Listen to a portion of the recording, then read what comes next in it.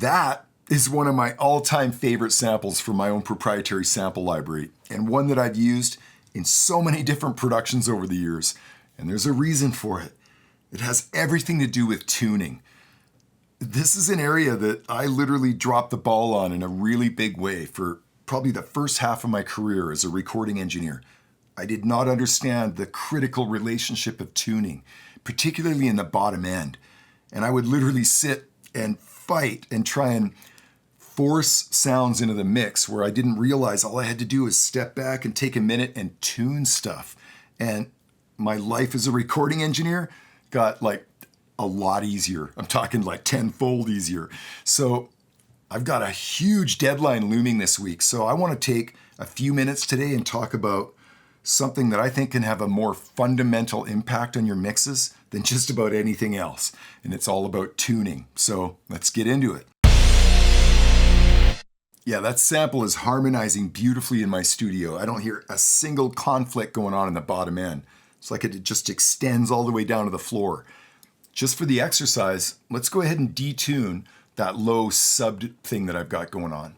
Let's take it down, I don't know, let's take it down 33 cents. Let's try that. Have a listen.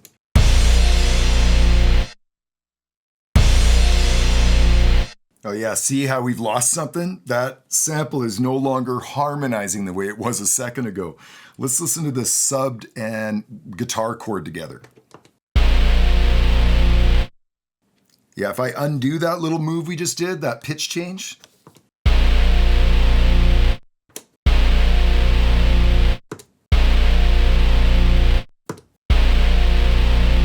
Yeah, so detuning that sub bass note has a huge impact on how this thing harmonizes in my studio. Let's try another example.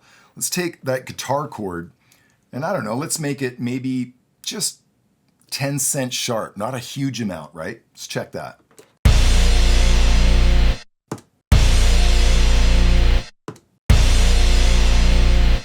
Yeah, what a difference 10 cents can make. It absolutely prevents the sample from singing. That tiny little bit of detuning. And this is why it's so important as you're sound designing or just simply sitting down to do a mix. Well, so far we've been talking about bringing everything together and harmonizing it by eliminating all of the detuning.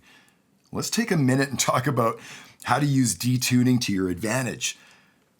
In this recording, I've got an extra layer of guitar that we've had muted so far.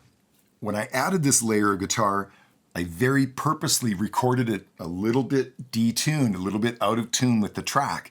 And there's a very specific reason I did that. Well, just for reference, we'll go ahead and have one more listen to this power chord without this extra track. Check it.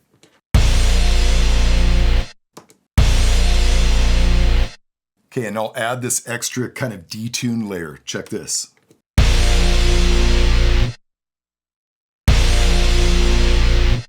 Yeah, that just makes me want to smile. That extra layer of guitar that is slightly detuned from everything else just adds this really wide kind of sound to that whole sample.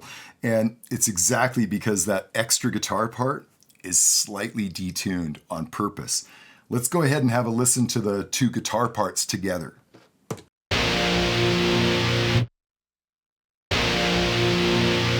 Yeah, there's no question that extra overdub is wide. That tuning is definitely not bang on, and that's the reason that that power chord ends up even getting bigger than it was originally, right?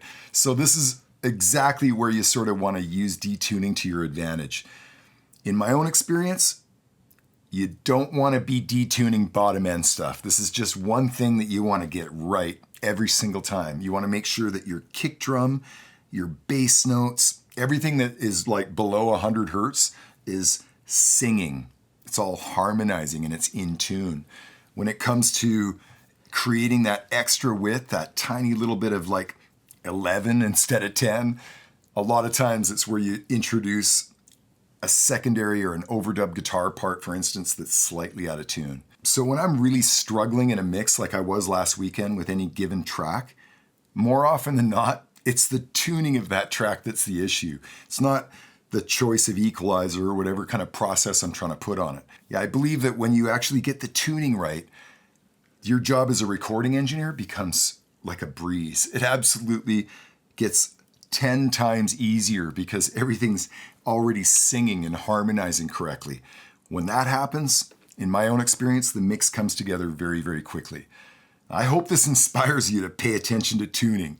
Thank you for sitting in on today's session.